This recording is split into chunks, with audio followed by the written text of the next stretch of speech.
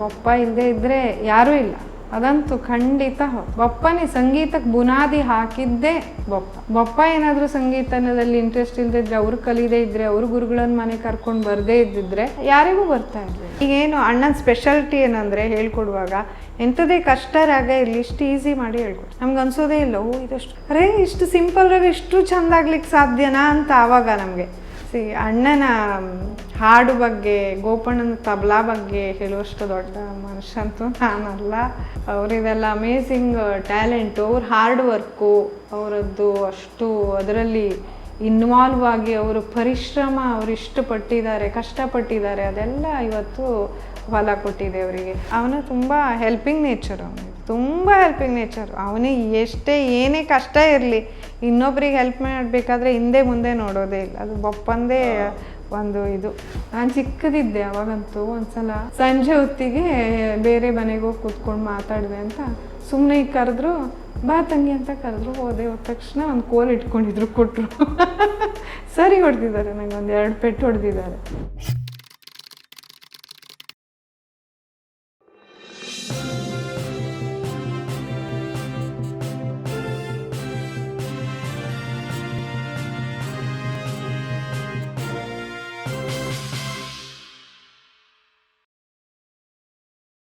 ಇಡೀ ನಿಮ್ಮ ಕುಟುಂಬ ಒಂದು ಸಂಗೀತವನ್ನು ಒಂದು ಲಯದ ಪ್ರಜ್ಞೆಯಲ್ಲೇ ಭಾವಿಸಿ ಇವತ್ತಿನ ನಿಮ್ಮ ಮಕ್ಕಳ ಅಂದರೆ ಮುಂದಿನ ಮಕ್ಕಳವರೆಗೂ ಎಲ್ಲರೂ ಸಂಗೀತದಲ್ಲಿ ತೊಡಗಿಕೊಂಡಿದ್ದಾರಲ್ಲ, ಅದು ಅಪ್ಪನ ಕೊಡುಗೆ ಅಂತ ಹೇಳ್ತೀರಾ? ಅದು ಅಪ್ಪಂದೇ. ವಿತೌಟ್ ಬೊಪ್ಪ ನಾವೇನು ಅದ್ರಲ್ಲಿ ಝೀರೋ. ಬೊಪ್ಪ ಇಲ್ಲದೆ ಇದ್ದರೆ ಯಾರೂ ಇಲ್ಲ, ಅದಂತೂ ಖಂಡಿತ ಹೌದು. ಬೊಪ್ಪನೇ ಸಂಗೀತಕ್ಕೆ ಬುನಾದಿ ಹಾಕಿದ್ದೇ ಬೊಪ್ಪ. ಬೊಪ್ಪ ಏನಾದರೂ ಸಂಗೀತದಲ್ಲಿ ಇಂಟ್ರೆಸ್ಟ್ ಇಲ್ಲದಿದ್ರೆ, ಅವ್ರು ಕಲಿದೇ ಇದ್ದರೆ, ಅವ್ರ ಗುರುಗಳನ್ನ ಮನೆ ಕರ್ಕೊಂಡು ಬರದೇ ಇದ್ದಿದ್ರೆ ಯಾರಿಗೂ ಬರ್ತಾ ಇರಲಿಲ್ಲ. ಇದೇ ನಮ್ಗೆ ಸಂಸ್ಕಾರ. ಎಲ್ಲಿಂದ ಕಲಿತಾ ಇದ್ವಿ? ಅದು ಸಾಧ್ಯ. ಕಲ್ತಿದ್ರು ಮೇ ಬಿ ಭಜನೆವರೆಗೆ ಬರ್ತಾ ಇದ್ವೇನು, ಅದಕ್ಕೂ ಮೇಲೆ ಹೋಗ್ತಾ ಇರಲಿಲ್ಲ. ಇವತ್ತು ಅಣ್ಣ, ಗೋಪಣ್ಣ, ವಿನಾಯಕಣ್ಣ, ತಮ್ಮ ಇವರೆಲ್ಲ ಇಂಟರ್ನ್ಯಾಷನಲ್ ಲೆವೆಲ್ವರೆಗೂ ಬೆಳೆದಿದ್ದಾರೆ ಅಂದರೆ ನಾವೆಲ್ಲ ಇವತ್ತು ಸ್ವಲ್ಪ ಸ್ವಲ್ಪ ಒಂದೊಂದು ಹೆಜ್ಜೆ ಹಾಕ್ತಾ ಇದ್ದೇವೆ ಅಂದರೆ ಇಟ್ಸ್ ಆಲ್ ಬಿಕಾಸ್ ಆಫ್ ಬೊಪ್ಪನೇ. ಪಾರ್ವತಕ್ಕನಿಂದ ಇಲ್ಲಿವರೆಗೆ ಎಲ್ಲರ ಹಾಡುವಿಕೆ, ನುಡಿಸುವಿಕೆ ಅದ್ರ ಬಗ್ಗೆ ಏನು ಅನಿಸ್ತದೆ? ಅಂದರೆ ಅಕ್ಕಂದಿರಿದೆಲ್ಲ, ಈಗ ಅಕ್ಕ, ಅಣ್ಣ, ಅಕ್ಕಂದಿರು, ಅಕ್ಕ ಶಣ್ಣಕ್ಕ ಅಣ್ಣ, ಅಕ್ಕ ನಾಗಣ್ಣಕ್ಕ ಅಣ್ಣ, ಅವರದ್ದೆಲ್ಲ ಹಾರ್ಡ್ ಕೋರ್ ಇದು ಗೊತ್ತಾಗ್ತದೆ ಅವರದ್ದು. ಈಗ ನೋಡಿ, ಅಕ್ಕನಿಗೆ ಸಣ್ಣಕ್ಕನಿಗೆಲ್ಲ ಏಜ್ ಆದ ಕಾರಣ ಮತ್ತು ಅವರಿಗೆ ಅವರದ್ದೇ ಆದ ಸಂಸಾರದ ಇದರಿಂದ ತಾಪತ್ರೆ ಅದು ಇದು ಏನೇ ಹೇಳಿ ಇದರಿಂದ ಈಗ ಮುಂದೆ ಏನು ಜಾಸ್ತಿ ಒಂದು ಮುಂದೆ ಹೋಗ್ಲಿಕ್ಕೆ ಆಗದೆ ಇದ್ರೂ ಅವರು ಒಂದು ರಾಗದ ಒಂದು ಲೈನ್ ಹೇಳಿದ್ರು ಆ ರಾಗದ ಛಾಯೆ ಎಷ್ಟು ಬ್ಯೂಟಿಫುಲ್ಲಾಗಿ ಹೆರಗಿ ಬರ್ತದೆ ಅಂದರೆ ಅಷ್ಟು ಅವರಲ್ಲಿ ಪಕ್ವವಾದಂಥ ಒಂದಿದು ಅವರದ್ದು. ಅದು ಮಾತ್ರ ಬ್ಯೂಟಿಫುಲ್. ಅವ್ರಿಗೆ ಮತ್ತೆ ಇವಾಗಂತೂ ಅಕ್ಕನಿಗೆಲ್ಲ ಪಾಪ ಹೇಳಲಿಕ್ಕೆಲ್ಲ ಜಾಸ್ತಿ ಆಗೋದಿಲ್ಲ, ಪ್ರಾಕ್ಟೀಸ್ ಆದರೂ ಮಾಡ್ತಾರೆ ಆಯ್ತಾ. ಅವರು ತುಂಬ ಪಕ್ಕ ಇದ್ದಾರೆ. ಈಗಲೂ ಅವರು ಪರಮೇಶ್ವರ ಶಿಷ್ಯ ಅಂತೆ ಪಾರ್ವತಿ. ಹೌದು ಹೌದು, ಶಾರದಕ್ಕ ನಮ್ಮ ತಮ್ಮನ ಶಿಷ್ಯೆ, ಶ್ರೀಧರನ ಶಿಷ್ಯೆ. ಸೊ ನನಗನ್ನಿಸ್ತದೆ ಅವರನ್ನ ಹೇಳುವ ಒಂದು ಖ್ಯಾಲ್ ಹೇಳಿದ್ವಿ, ಒಂದು ಛೋಟಾ ಖ್ಯಾಲ್ 2 ಲೈನ್ ಹೇಳಿದ್ರು ಆ ರಾಗದ ವಿಶೇಷತೆ ಅದು ಅಷ್ಟು ಅದ್ಭುತವಾಗಿ ಕಾಣಿಸ್ತದೆ. ಅಷ್ಟು ನನ್ನ ಸಂಗೀತದಲ್ಲಿ ನನಗೆ ಅಷ್ಟು ಅನಿಸೋದಿಲ್ಲ, ಅಷ್ಟು ಇದೆ ಅಂತ ಅನಿಸೋದಿಲ್ಲ. ಪರಮೇಶ್ವರ ಹಾಡುವಿಕೆ ಅಣ್ಣನಂತೂ ಬಿಡಿ, ಅದು ಬೇರೆದೇ ಇದು. ಅಣ್ಣ ಅಂತ ಈಗ ಹೇಳ್ಕೊಳ್ಳೋದಲ್ಲ, ಬಟ್ ನಾನು ಎಷ್ಟು ಅವರದ್ದು ಹಳೆಯ ಇದನ್ನಿಂದ ಹಿಡಿದು ಇಲ್ಲಿವರೆಗೂ ಕೇಳಿದ್ದೀನಿ. ಈಗೇನು ಅಣ್ಣನ ಸ್ಪೆಷಾಲಿಟಿ ಏನಂದರೆ ಹೇಳ್ಕೊಡುವಾಗ ಎಂಥದೇ ಕಷ್ಟ ರಾಗ ಇರಲಿ ಇಷ್ಟು ಈಸಿ ಮಾಡಿ ಹೇಳ್ಕೊಡ್ತಾರೆ. ನಮ್ಗೆ ಅನಿಸೋದೇ ಇಲ್ಲ, ಓ ಇದಷ್ಟು ಅಲ್ಲಿ ಮತ್ತು ಒಂದು ಸಿಂಪಲ್ ರಾಗ ಇರ್ತದೆ, ನಮ್ಗೆ ಅದನ್ನು ಕಲಿಯೋ ತನಕನೂ ನಮ್ಗೆ ಅನಿಸೋದು ಇದಕ್ಕೆ ಎಂಥದ್ದು ಸಪ್ಪೆ ರಾಗ ಕೇಳಿದಾಗ ಆಗ್ತದೆ, ಇದೆಲ್ಲ ಏನು ಅಷ್ಟೊಂದು ಇಲ್ಲ, ಆದರೂ ಅಣ್ಣ ಹೇಳ್ಕೊಡ್ತಾರೆ ಕಲಿತಾ ಇದ್ದೇನೆ ಅಂತ. ಮತ್ತೆ ಅದು ಕಲೀಲಿಕ್ಕೆ ಹೋದಾಗ ಅದರ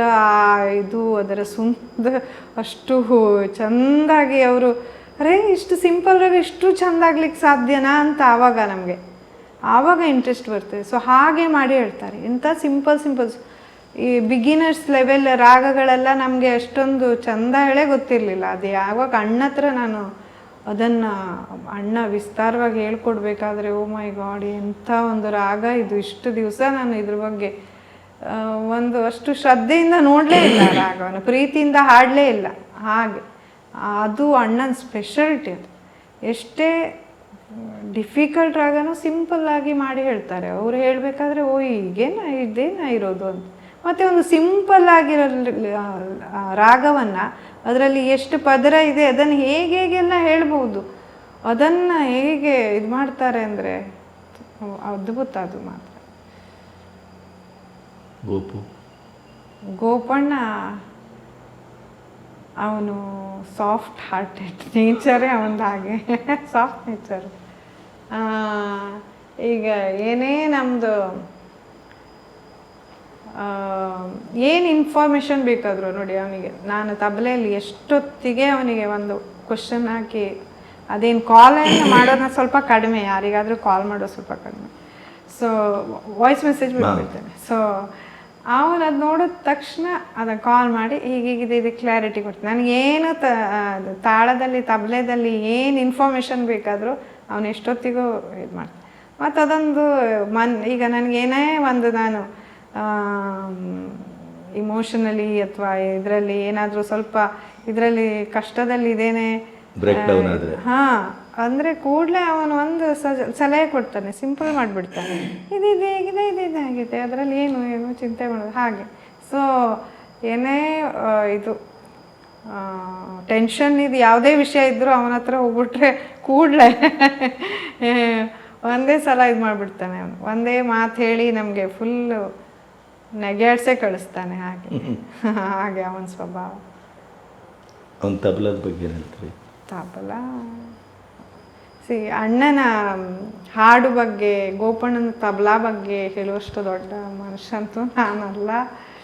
ಅವರಿದೆಲ್ಲ ಅಮೇಝಿಂಗ್ ಟ್ಯಾಲೆಂಟು, ಅವ್ರ ಹಾರ್ಡ್ ವರ್ಕು ಅವರದ್ದು ಅಷ್ಟು ಅದರಲ್ಲಿ ಇನ್ವಾಲ್ವ್ ಆಗಿ ಅವರು ಪರಿಶ್ರಮ ಅವರು ಇಷ್ಟಪಟ್ಟಿದ್ದಾರೆ, ಕಷ್ಟಪಟ್ಟಿದ್ದಾರೆ, ಅದೆಲ್ಲ ಇವತ್ತು ಫಲ ಕೊಟ್ಟಿದೆ ಅವರಿಗೆ.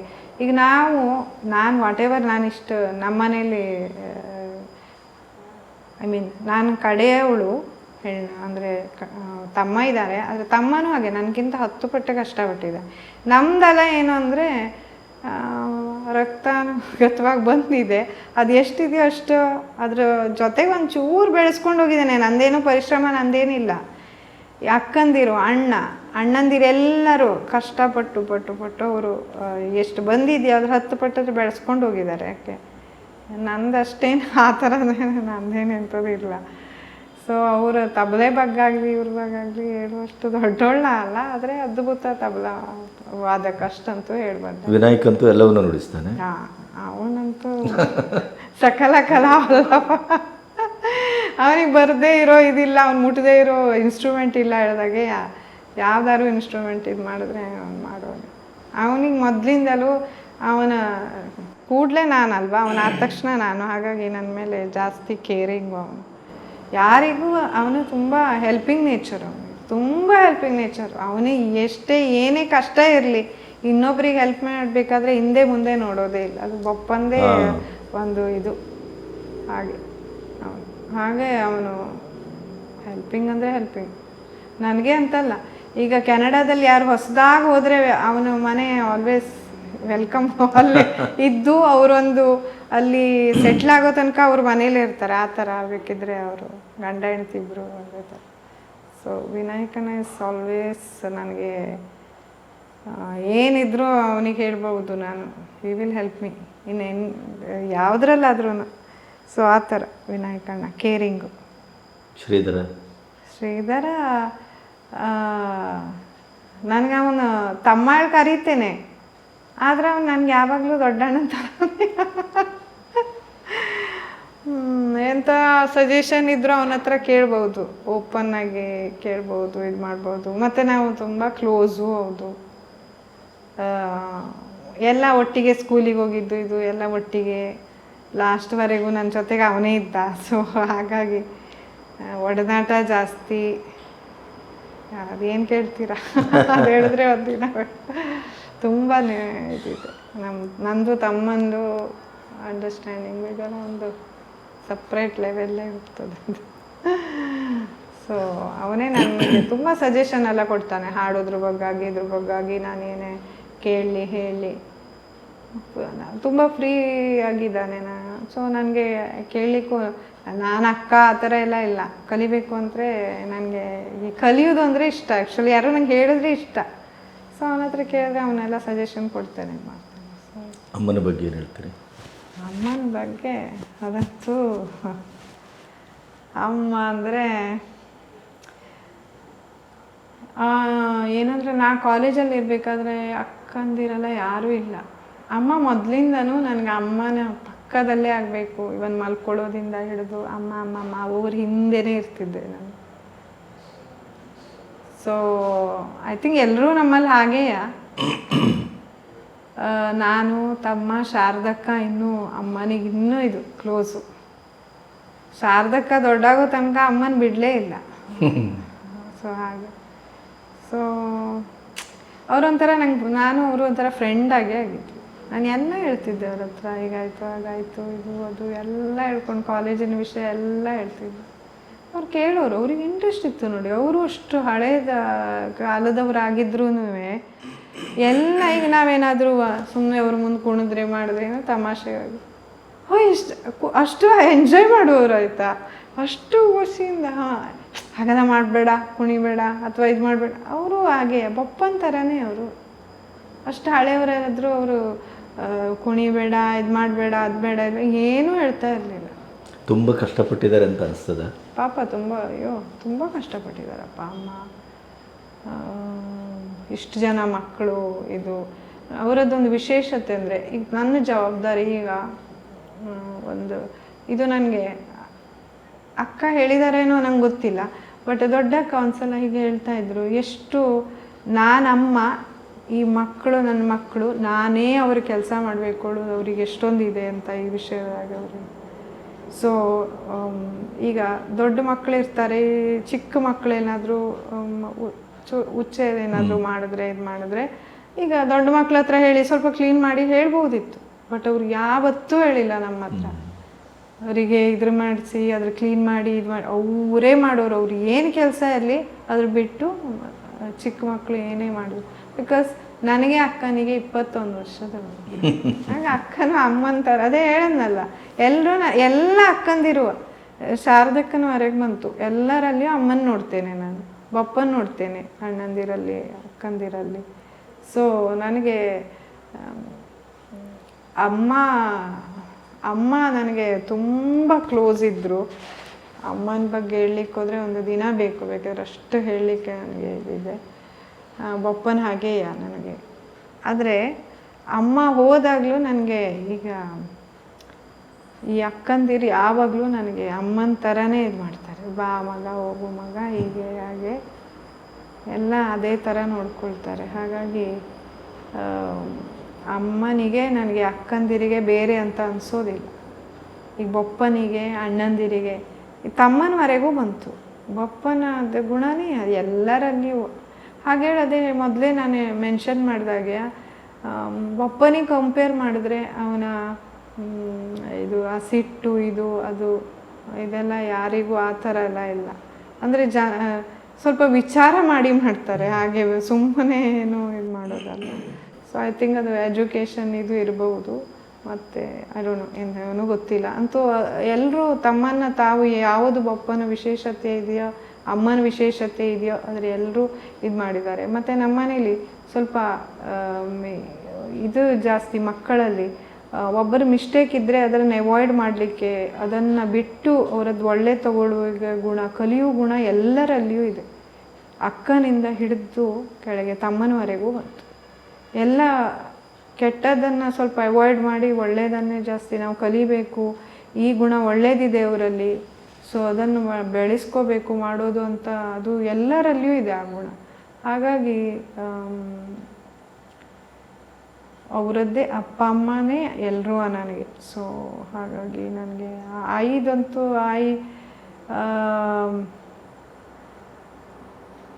ಆಯಿನೂ ಅಷ್ಟೇ.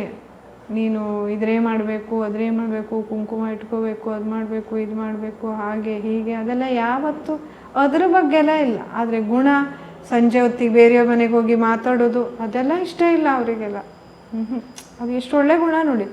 ಇವ್ರ ಮನೆಗೆ ಹೋಗಿ ಬೇಡದ ಮಾತಾಡೋದು. ನಾನು ಚಿಕ್ಕದಿದ್ದೆ ಅವಾಗಂತೂ ಒಂದೇ ಸಲ ಅಮ್ಮನ ಹತ್ರ ಪೆಟ್ಟು ತಿಂದಿದ್ದು. ಸಂಜೆ ಹೊತ್ತಿಗೆ ಬೇರೆ ಮನೆಗೆ ಹೋಗಿ ಕೂತ್ಕೊಂಡು ಮಾತಾಡಿದೆ ಅಂತ ಸುಮ್ಮನೆ ಈಗ ಕರೆದ್ರು, ಬಾ ತಂಗಿ ಅಂತ ಕರೆದ್ರು. ಹೋದ ತಕ್ಷಣ ಒಂದು ಕೋಲ್ ಇಟ್ಕೊಂಡಿದ್ರು, ಕೊಟ್ಟರು. ಸರಿ ಹೊಡೆದಿದ್ದಾರೆ, ನಂಗೆ ಒಂದು 2 ಪೆಟ್ಟು ಹೊಡೆದಿದ್ದಾರೆ. ಸೊ ಯಾರು ಮುರ್ಸಂಜೆ ಹೊತ್ತಿಗೆ ಆಚೀಚೆ ಮನೆಗೆಲ್ಲ ಹೋಗಿ ಕೂತ್ಕೊಂಡು ಮಾತಾಡೋದು ಅದು ಹಾಗೆಲ್ಲ ಮಾಡಬೇಡ, ಅದೆಲ್ಲ ಒಳ್ಳೇದಲ್ಲ ಅದು ಅಂತ ನನಗೆ. ಅದಾದಮೇಲೆ ನನಗೆ ಇಲ್ಲಿವರೆಗೂ ನಾವು ಆಚೀಚೆ ಮನೆಗೆ ಹೋಗೋದು ಬೇಡದು ಮಾತಾಡೋದು ಇಲ್ಲವೇ ಇಲ್ಲ. ನಮ್ಮದೇ ಮುಗಿಯೋದಿಲ್ಲ, ಇನ್ನೇ ಬೇರೆ ಮನೆಗೆ ಹೋಗೆಲ್ಲ ಹಾಕೋದು.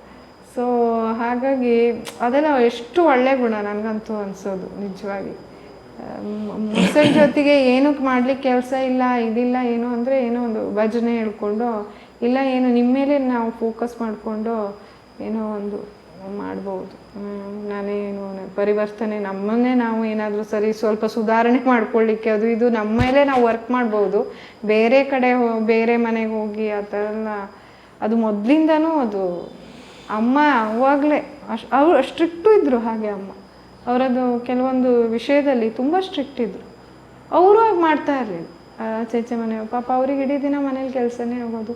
ಮತ್ತು ಫ್ರೀ ಇದ್ದಾಗೂ ಹಾಗೆಲ್ಲ ಫ್ರೀ ಇದ್ದೇನೆ ಹೇಳಲ್ಲ, ಬೇರೆ ಮನೆಗೆಲ್ಲ ಹೋಗಿ ಕೂತ್ಕೊಂಡು ಇದಿಲ್ಲ. ಎಷ್ಟು ಬೇಕೋ ಅಷ್ಟೇ ಕ್ವಿಕ್ಕು. ಆಚೆ ಮನೆಗೆ ಹೋದರು, ಅದೇನು ಯಾವುದಕ್ಕೆ ಹೋಗಿದ್ದಾರೆ ಅದಷ್ಟೇ ಆಯಿತು, ಬಂದರು. ಮತ್ತು ಅಮ್ಮ ಬರೀ ಮನೆ ಕೆಲಸ ಒಂದೇ ಅಲ್ಲ, ತೋಟಕ್ಕೂ ಹೋಗ್ತಿದ್ರು, ಇದು ಗೋವೆ ಬೀಜ ಕೊಯ್ಲಿಕ್ಕೆ ಬೆಟ್ಟಕ್ಕೂ ಹೋಗ್ತಿದ್ರು. ಸೊ ಎಲ್ಲ ಕಡೆ ಮಾಡ್ತಿದ್ರು ಅಮ್ಮ. ಕೊಟ್ಟಿಗೆನೂ ನೋಡ್ಕೊಳ್ತಿದ್ರು, ಕೆಲಸದವ್ರು ಇದ್ದರು ಮನೇಲಿ. ಆದರೆ ಅಮ್ಮ ಯಾವಾಗಲೂ ಎಲ್ಲ ಕೆಲಸ ಮಾಡಿದ್ದಾರೆ. ಬರೀ ಮನೆಗೆ ಸೀಮಿತವಾಗಿ ಅಡುಗೆ ಮನೆಯಲ್ಲೇ ಇರೋದು ಅಥವಾ ಮಕ್ಕಳನ್ನಷ್ಟೇ ನೋಡ್ಕೊಳ್ಳೋದಿಲ್ಲ. ತೋಟಕ್ಕೂ ಹೋಗ್ತಿದ್ರು, ಅಡಿಕೆನೂ ಹೆಕ್ತಿದ್ರು, ಕಳೆನೂ ಕೀಳ್ತಾಯಿದ್ರು ನಮ್ಮ ತೋಟದ್ದು. ಆಮೇಲೆ ಇದು ಕೊಟ್ಟಿಗೆ ಅಂತೂ ಆಯಿತು ಅವರಿಗೆ. ಸೊ ಹಾಗೆ